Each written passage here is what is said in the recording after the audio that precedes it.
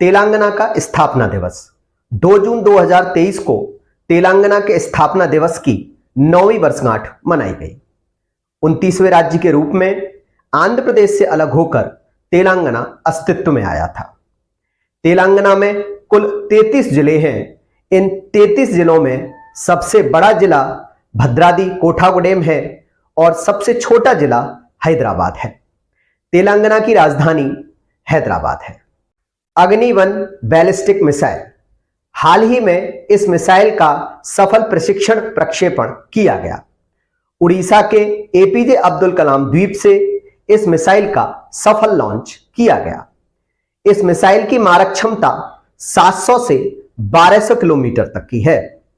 अग्नि-1 ballistic missile एक प्रकार की गाइडेड मिसाइल है। गाइडेड मिसाइल वे होती है जो कि एक टारगेट को फिक्स करके उसके बाद वहां पर अटैक करती हैं। 1989 में यानी 1989 में पहली बार इसका परीक्षण किया गया था। अगली खबर है छत्रपति शिवाजी महाराज से संबंधित। 2 जून को राज्याभिषेक दिवस की 350वीं वर्षगांठ मनाई गई। बनारस के विद्वान पंडित गंगा भट्ट ने रायगढ़ में शिवाजी महाराज का राज्याभिषेक किया था। इनका जन्म 1630 में शिवनेरी किले में हुआ था। शिवाजी महाराज मराठा साम्राज्य के संस्थापक थे। चलिए अब देख लेते हैं कुछ अन्य चर्चित खबरें जो कि आपकी परीक्षा के लिए बहुत महत्वपूर्ण हो सकती हैं। पहली खबर है कि उड़ीसा सरकार ने अभी हाल ही में मोघर आवास योजना को शुरू करने की घोषणा की है।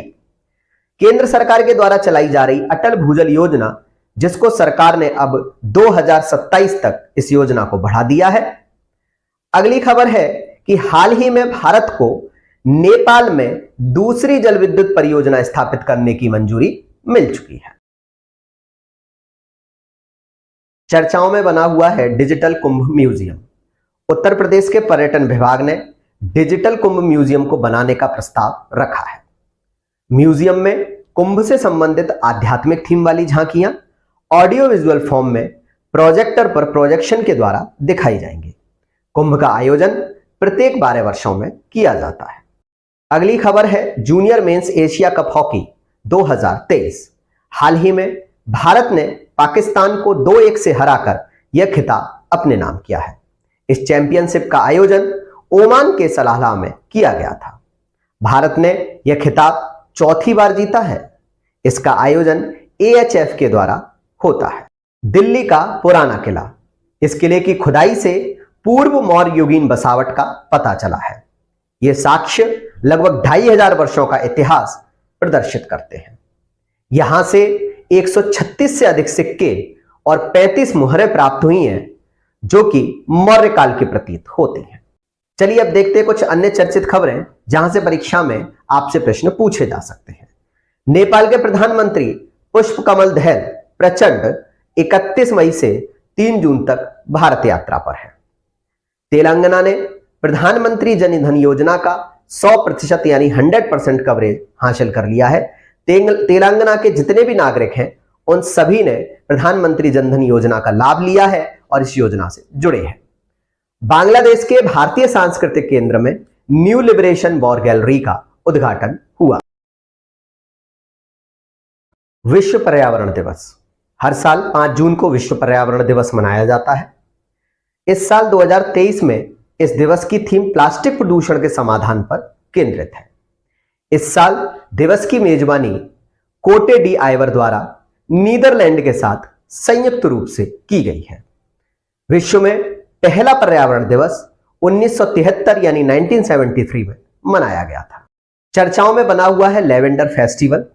2 दिवसीय लेवेंडर फेस्टिवल जम्मू कश्मीर की भद्रवाह घाटी में मनाया गया। इसका आयोजन CSIR IIM के द्वारा किया गया। CSIR का अरोमा मिशन जम्मू कश्मीर में लेवेंडर की खेती को बढ़ाने में बहुत अच्छे से सहायक है। लेवेंडर क्रांति की पहली बार 2016 में की गई थी। चर्चाओं में बना हुआ है कवच सिस्टम।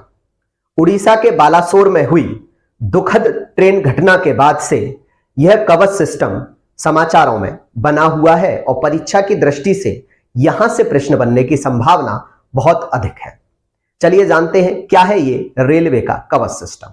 स्वदेशी रूप से विकसित स्वचालित ट्रेन सुरक्षा प्रणाली है। कवच सिस्टम एक प्रकार का जो ट्रेन को जो सुरक्षा देते हैं उसके लिए एक तैयार किया हुआ सिस्टम है। इस सिस्टम में यदि लोको पायलट ब्रेक नहीं लगा पाता है तो यह सिस्टम ऑटोमेटिकली ब्रेक लगा देता है।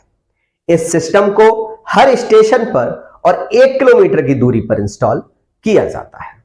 चलिए अब देख लेते हैं कुछ अन्य चर्चित खबरें जहां से परीक्षा में आपसे प्रश्न पूछे जाने की संभावना है। स्कॉटलैंड के एडिनबर्ग विश्वविद्यालय ने हिंदी पाठ्यक्रम को शुरू किया है।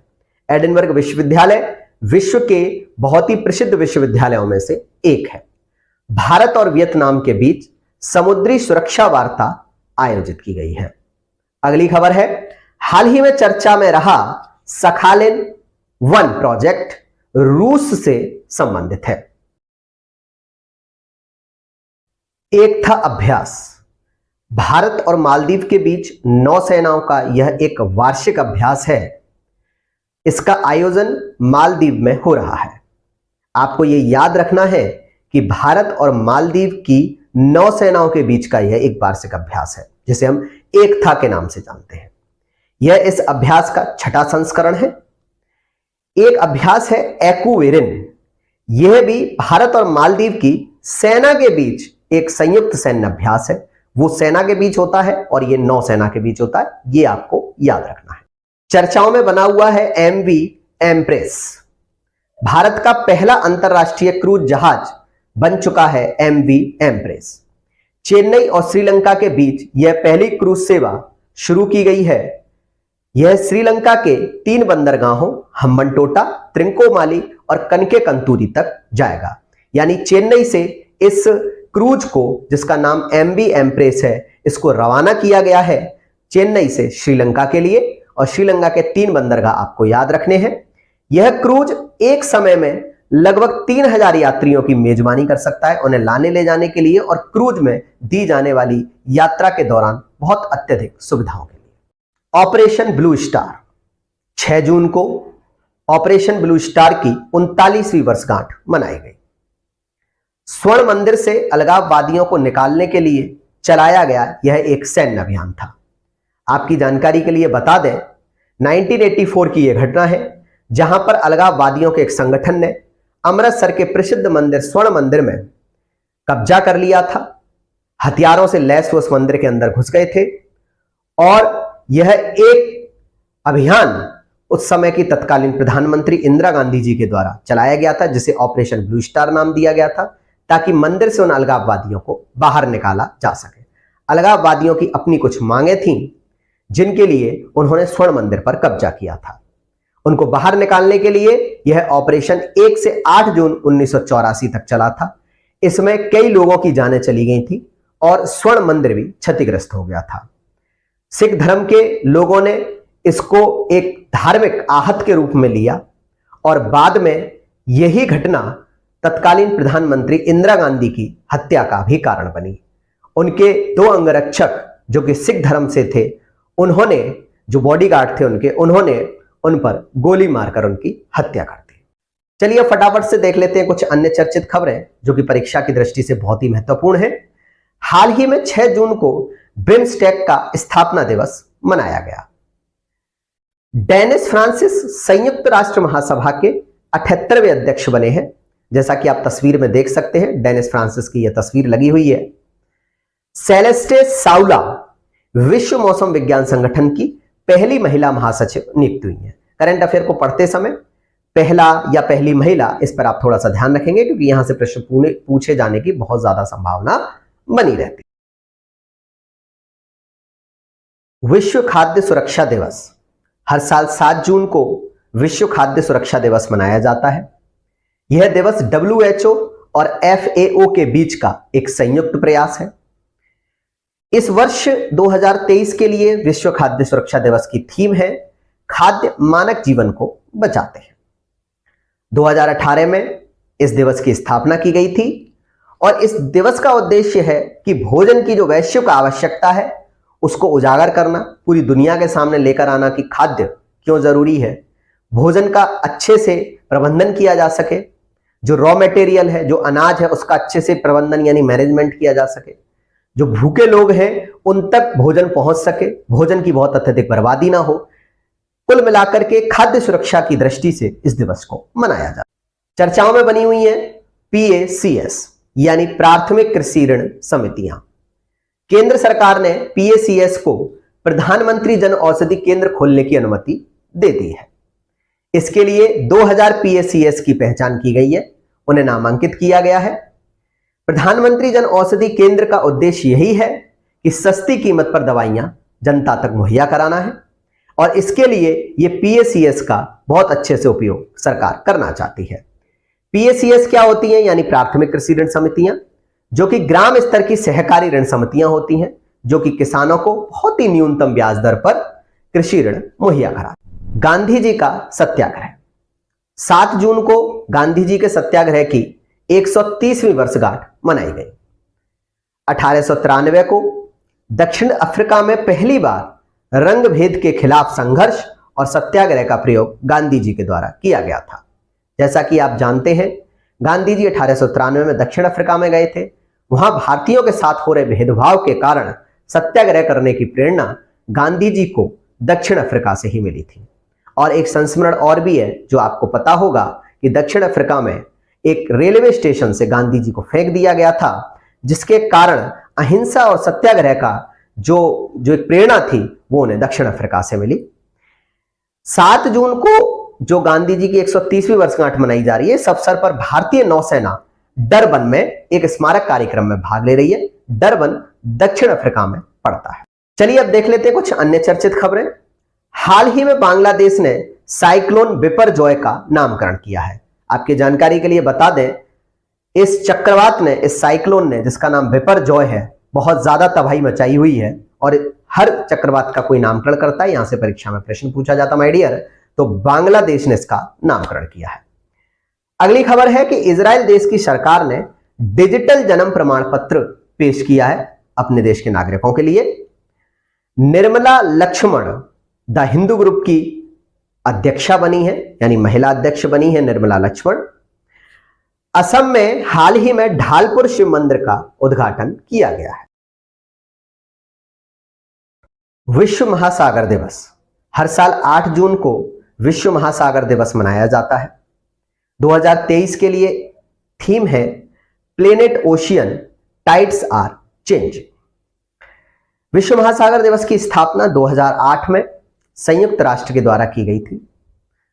आपको यह भी पता होना चाहिए कि महासागर मानव जाति के लिए, उस पृथ्वी के लिए कितने ज्यादा उपयोगी हैं।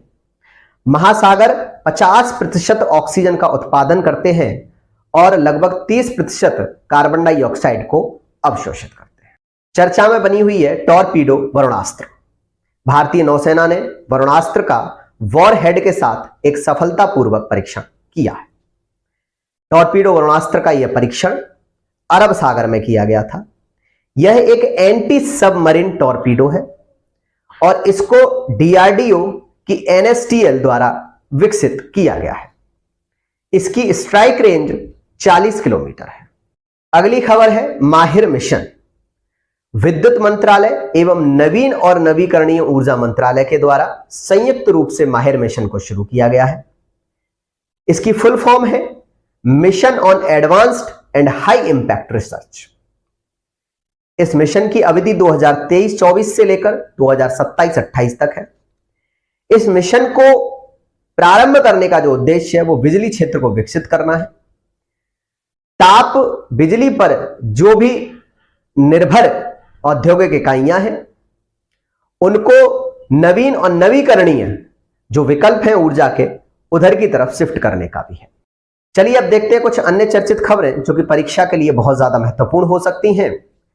दूरदर्शन की मशहूर न्यूज प्रेजेंटर गीतांजलि अय्यर का निधन हो गया है। पहले दूरदर्शन आता था जिस पर बहुत शांति से न्यूज पढ़ी जाती थी और अब तो न्यूज कम, हो हल्ला ज्यादा होता है। तो उस दौर की 90s में अगर आपका जन्म हुआ है तो आपने जरूर इनको देखा होगा। तो दूरदर्शन की जो मशहूर न्यूज प्रेजेंटर थी गीतांजलि, इनका 76 वर्ष की उम्र में निधन हो गया है। RBI ने 2023-24 की भारत की जीडीपी वृद्धि दर का अनुमान 6.5% माना है, इसको बरकरार रखा गया है 6.5%। WWE के द आयरन शेक का निधन हो चुका है। और अंत में देखिएगा 8 जून को विश्व ब्रेन ट्यूमर दिवस मनाया जाता है।